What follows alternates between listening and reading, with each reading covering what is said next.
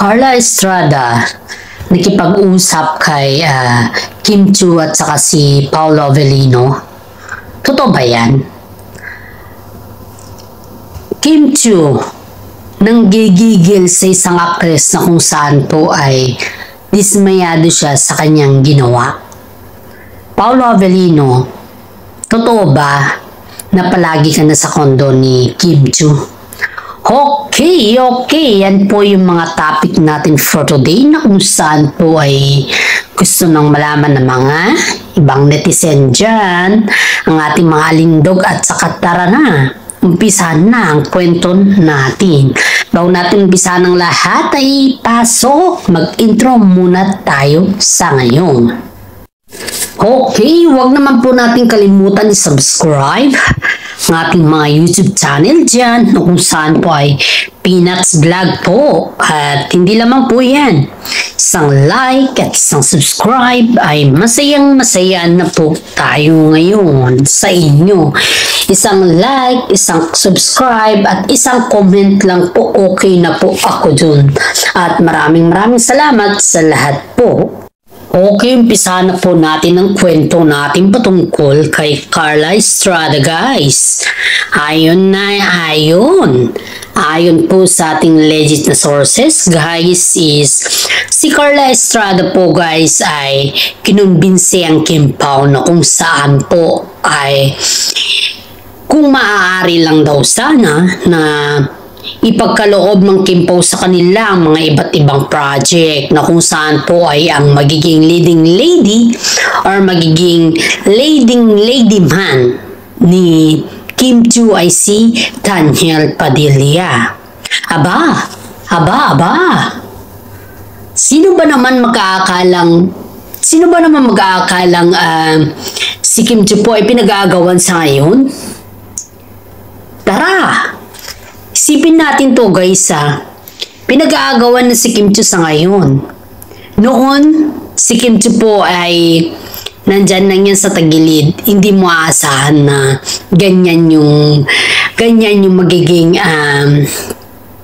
kinalalabasan sa ngayon. Na yung sobrang trending ka, sobrang sikat ka, at ngayon po ay pinag-aagawan ka na bilang isang female lady sa isang project.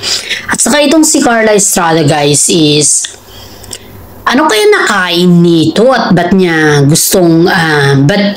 niya pinili pa si Kim Chiu na kung maaari is hayaan na lang si Paolo Avellino at saka si Daniel muna yung kanyang ipaso? Pwede ba naman yun? Sa mga management po dyan na di natin alam kung ito ay may katotohanan na kung si Carla Estrada po ay nakikipag-usap sa Kim Pao para lang dito. Pero sa tingin ko, guys, lang although hindi naman ako against kay Daniel Padilla, pero si Daniel kasi sa ngayon, guys, is malabo na siya eh. Pakiramdam ko to pakiramdaman natin, hindi lang ako, kundi yung mga netizen din na nag-aalala sa sitwasyon ni Kim Chiu kung sakaling mag-oo siya kay Daniel. Kung sakali lang naman to, guys, isipin natin, guys, itong sequel na to. Kung halimbawa lang, kung si Kim Chiu po ay mag-oo kay Daniel Padilla, saan po pupulutin si Paolo Avellino? Sige nga, guys, bigyan nyo ako ng konting idea kung ito ba ay may mali ba? May mali ba sa aking opinion? Na kung sakali ba ay kung sakaling magustuhan ng mga netizen ang tambalan nila Kim Chiu at saka si Daniel Padilla. Aba! Siyempre, hanapan na naman nila yan ng mga chemistry, ba? Ganyan naman talaga sa showbiz, guys, eh. Kapag ikaw ay natambal sa isang bigating artista, guys, talagang hahanapan kaya ng butas. Yung butas na po, yun yung tinatawag natin na chemistry. Diba? Kaya para sa akin, guys, is kung ako lang si Kim Chiu, kung sakaling ako lang si Kim Chiu, hindi ko natatanggapin. Hindi naman sa hindi ko tatanggapin na prangkahin ka. Pero yung point ko kasi dito is, sayang naman yung effort namin or yung effort nila ni Paolo Avellino sa lahat ng kanilang movie na kanilang ginampanan ba. Pwede naman na kunin niya si Daniel Padilla bilang extra lang, pero hindi bilang isang male leading man niya. Hindi niya pwedeng kunin dahil syempre, isipin natin guys saan naman po pupulutin si Paolo Avellino? Samantala, si Paolo Avellino po ay minahal na po yan ng mga madlang Pilipino or sa mga netizen guys. Ang dami nga pong Kim Pao sa ngayon na update Lahat ng mga Kim Pao fans dyan talagang minahal po nila ang Kim Pao at saka alam naman nila na sobrang bait ng Kim Pao. Kaya ayaw po nila yan na mabuwag. At iyan po yung palagi natin sinasabi na ayaw po natin masira ang Kim Pao. Dahil ang Kim Pao po ay sobrang mahal ng mga netizen yan. Kung sakali man na magbago ang isip ni Miss Carla. Kasi alam naman natin guys na si Miss Carla po ay naghahanap lang yan ng tiyempo or naghahanap lang yan ng mga time ba. Parang kumbaga sa atin is hinahanapan niya lang si DJ ng kapareha kasi nga po isipin mo to nawala na ng karir yung kanyang anak. Saan ba pupulutin si DJ sa ngayon? Wala naman na si Catherine. Kung ikaw yung nasa palagay nila, kung ikaw yung nasa sitwasyon nila, syempre, bilang isang nanay, hindi mo hayaan na yung anak mo ay masisira. Hindi mo hayaan na yung anak mo ay hanggang dyan na lang siya. At saka higit sa lahat, hindi mo hayaan na nadadapa na lang yung anak mo. Diba? Yan yung sinatawag na nanay talaga. Na kumbaga ba sa atin is yung nanay na sinasabi natin. Iyan yung tinatawag na masyado kang dinidibdib mo yung nangyayari. Kumbaga is very protective ka na nanay. Pero matanda na si Daniel.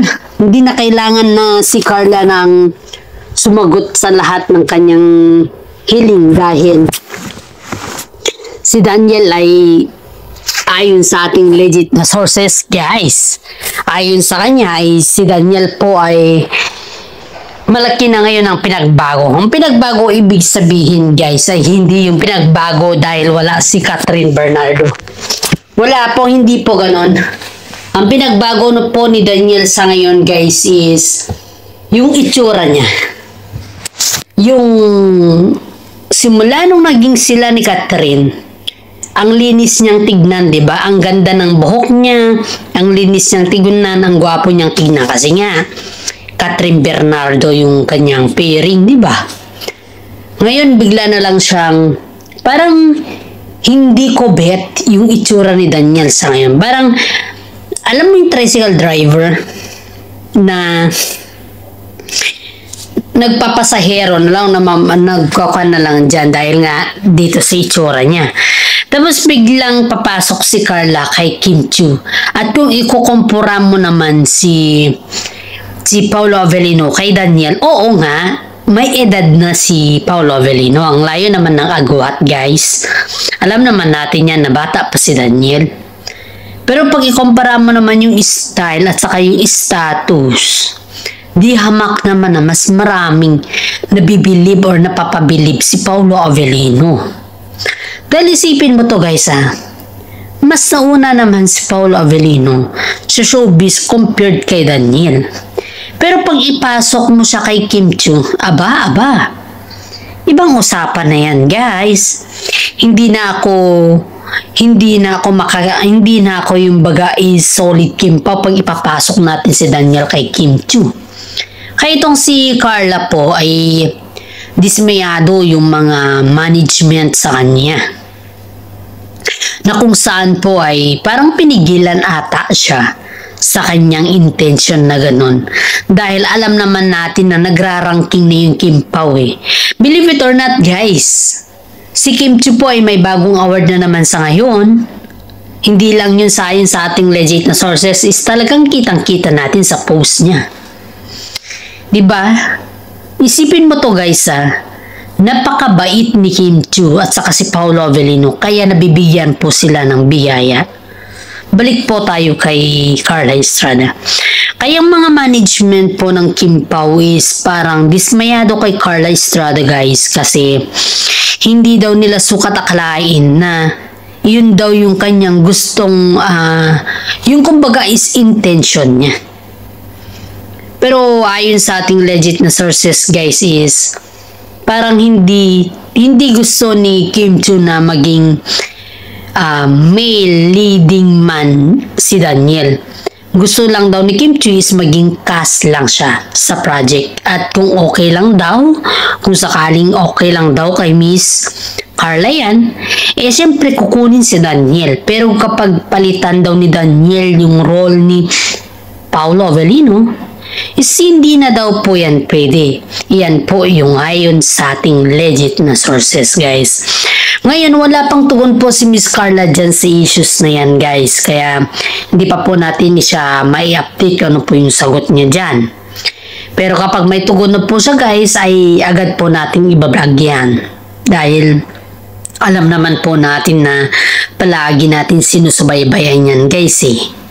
Okay, at maghintay po tayo sa sagot ni Miss Carla kung saan po ay iba-vlog din po natin ulit yan.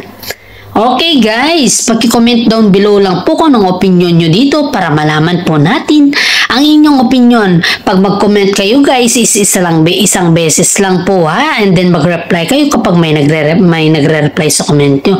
Wag yung mag-comment ka ng sobrang daming comment kasi kuan po yan guys.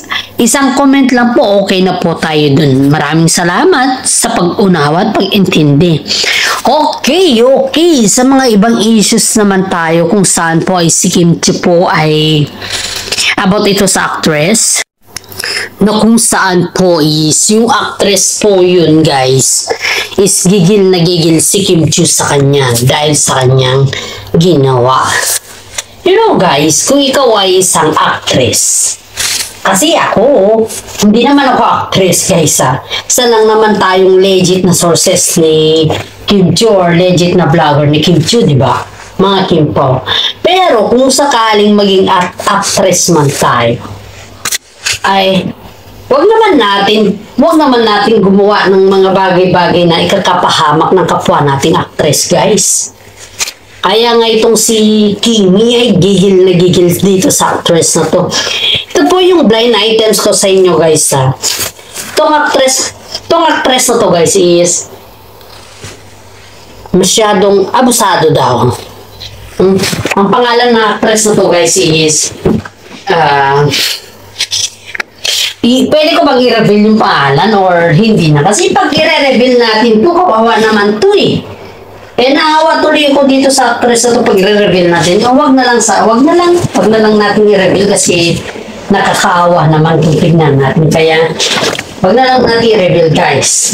Itong actress na to guys is ayon sa ating legit na sources ay nakipag-usap ito kay Kim Chiu dahil narinig ata ni Kim Chiu yung may nakapagsabi daw kasi kay Kim Chiu doon sa kanyang, kumbaga guys is, doon sa kanyang sinabi. Na kung saan guys is, ang dami niya palang sinabi. Ang dami niyang sinabi about kay Kim Chiu at saka si Paolo Avellino. Alam naman ng mga taga-showbiz ito guys at kilalang kilala itong actress na to guys. Kaya, kahit siguro sino ay alam nila ang kanyang ugali. Matagal na palang ganito yung kanyang ugali guys. Matagal na pala. Hindi lang si Kim Chiu ang kanyang dinadali. Marami na pala guys. Marami dito sa mga netizen or marami sa mga kagaya ng showbiz ang kanyang dinadali. Kumbaga, ang dali na ibig sabihin ko po ay baka naman may mami-misinterpret nyo na naman guys ha. Ang dali na sinasabi ko guys is yung ang dami niyang marites or chismis sa kapwa niya. Lalong-lalo na sa kaibigan daw niya. Ayun dito guys is pinagchismisan niya pala si Kim Chiu na kung ano-ano sa kanyang mga kaibigan. At ito namang kaibigan niya dahil ata siguro hindi ito naniniwala sa actress na to ay sinumbong kay Kim Chiu. Which is tama lang naman yun para makonfirma kung totoo man yung sinasabi niya or hindi. Dahil pag hindi naman totoong kanyang sinasabi, aba, kawawa tong actress na to kung sakali. Yun yung kailangan nating panindigan dito guys dahil si Kim Chiu po ay pinagtitismisan ng actress na to eh. Ang sabi daw kay Kim Chiu guys is can you guess or can you give me a comment guys kasi hindi ko pa naman nakita yung paa ni Kim Chiu kung sakang siya eh. Kung very widening yung paa niya. Can you picture out guys kung ano yung paa ni Kim Chiu, yung legs ni Kim Chiu, very widening ba siya? At saka hindi lang po yan guys. Ang sabi pa nitong actress na to is hindi daw bagay kay Kim Chiu yung lawlaw na, yung kumbaga is malaki na damit dahil mukha daw siyang hanger. At pag gumamit pa naman daw siya ng medyo maliit na damit or maliit na shorts or pants whatsoever dyan na maliit, ay wala daw siyang point. Hindi lamang po yan guys, mas marami pa pong masahol dun sa kanyang sinasabi. Sinabi mismo yan ng friend ni Kim Chiu na very concerned kay Kim Chiu guys. Kaya syempre, ikaw ba naman pagsabihan ng ganyan? That is a very personal already. At alam naman natin yan, pag personal na bagay, ay pwede po naman natin pag-usapan. Diba? Hindi mo na kailangang i-bash. Pero dahil dyan guys is todo bashing si ante, si tita nyo. Kaya natuwa naman yung mga netizen dito dahil sa mga sinasabi ng mga marites na yan. Kay Kim Chiu ay laking duwa daw ng mga netizen at binunyag ng mga netizen na this is it daw. This is it. Ibig sabihin nun guys is hindi natin alam kung anong klaseng linalang ang mayroon sa taong ito na kung bakit napaka-judgmental niya pagdating kay Kim Chiu. Kaya ito naman guys, itong feelingera na ito na actress na to guys is hindi ko alam kung anong intention dito. Bakit sa dami ng pwede mong sabihin kay Kim Chiu, yung talaga paa ni Kim Chiu pa talagang napansin. Pero ako guys, bilang isang Kim Pao, ano man yung magiging resulta ng paa ni Kim Chiu, sakang man yan o kung ano man yung malaki man yan o kung ano man yan, hindi naman yan sukatan para matanggal sa kanya yung tinatawag na queen of media, di ba? Queen siya eh. Trending si Kim Chiu sa ngayon eh. Hindi naman para sa akin, hindi naman yan sukatan guys. Kaya itong actress na to, gusto ko sanang sabihin yung pangalan niya eh. Kasi nagigigil ako dito guys. Gigil na gigil ako sa mga pinagsasabi niya. Mga kaibigan niya. Talagang gigil na gigil ako dito guys. Ay, malapit ka lang sa akin. Apa. Ewan ko sa'yo kung saan ka pupulutin kung ganyan pinagsasabi mo sa Kim Pao. Pero dito guys kalmadong-kalmado lang si Kim Chiu Hindi daw kinonfronta ni Kim Chiu siya, kundi siya daw kusang lumapit kay Kim Chiu. Pero, ito yung katotohanan dito. Bago pala siya lumapit kay Kim Chiu, 1 month before. At kagabi po, sabi ng ating legit na sources, ay umiyak daw si Kim Chiu dahil daw dun sa nangyari or sa chismis niyang yun. Kasi hindi daw niya sukat akalain na pagchichismisan siya sa kabila na wala naman daw siya ginagawang masama sa iba. Tama naman yung guys, wala ka namang ginagawang masama sa iba, bakit ka kasi pagchismisan? At ano naman level mo, diba? Kaya, hindi pa po natin alam kung ano po yung dito, kasagutan ni Paolo Avellino dito guys, kasi kagabi lang po natin nalaman yan at ayaw ng Kim Chiu po na may kalat yan guys para sa kanyang sokmed ba. Ayaw niya yan guys na may intriga daw siya. Kaya nilihim po niya at sana naman po mabigyan daw ng kumbaga is mabigyan ng aral or kumbaga is ma-challenge itong actress na to kasi hindi lahat ng bagay pwede kong i-chismis. At yan po yung sabi ng ating legit na sources, guys. Okay. Dadako na naman po tayo sa ibang topic na naman, guys. Okay. Punta naman po tayo kay Paolo Avellino, guys. Ito, guys, is si Paolo Avellino ay palagi namamataan sa kondo ni Kim Chiu. Aba, Pao. Hindi pa kayo kasal? Palagi ka na dyan. Anong nangyari? Aba, ano masyadong ambisyoso? Uy, o naman, Paulo. Kilig-kilig naman yung mga netizen sa'yo. Hindi pa kayo kasal. Nandiyan ka na kaagad. Ito guys talaga. Lahat ng mga updates po natin ay pakiligin natin or inaabangan talaga ng mga netizen nito. Dahil ang updates natin ay si Paolo palagi sa kondo ni Kim Chiu or wife to be. Ito na naman tayo guys. Alin dito guys ang boto sa inyo at alin dito po ang ayaw ninyo? Bigyan niyo po ako ng idea or di kaya ay mag-suggest po kayo kung pabor po ba kayo na si Paolo Avellino ay palagi sa kondo ni Kim Chiu. Comment down below lang po ninyo yan para sa ganun malaman po natin din yung din po yung pulsoryong idea ng mga fans natin dyan. Kaya umpisahan na po natin ng kwentuhan dito. Okay, Paolo. Anong nangyari, Pao? Hindi ka na ba makapaghintay? Sabay ganun. Siyempre, ilang buwan pa bago sila magpakasal. At saka, namimiss ni Paolo Avellino si Kim Chiu. Palagi yan. Kasi palagi naman silang kasama sa shooting. So, intindihin naman natin yan, guys. Dahil, ganyan naman talaga ang mga may relasyon. Palagi nasa kondo ni Kim Chiu. Yung mga inggitera lang kasi dyan, ang ayaw na palagi si Paolo sa kondo ni Kim Chiu.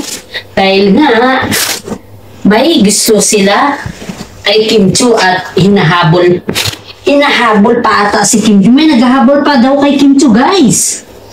Kaya ayaw nila kay Paolo. Ayaw nila na palagi si Paolo. Palagi si Pao dun sa kondo ni Kim Chiu. Dahil ang gusto nila ay may ipapahiwati kay Kim Chiu. Pero wala kayong magagawa, guys.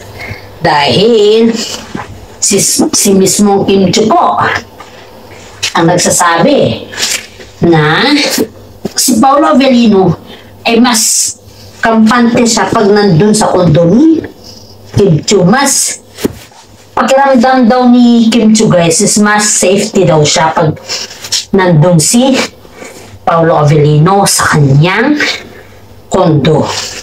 Ibig sabihin po niyang, guys, is comfortable po si Kim Chiu kay Paolo Avellino. At hindi lang po yan. Ramdam din ng mga netizen yan na si Kim Chiu po ay love na love niya si Paolo Avelino. Ay wala po tayong magagawa dyan, kundi suportahan natin.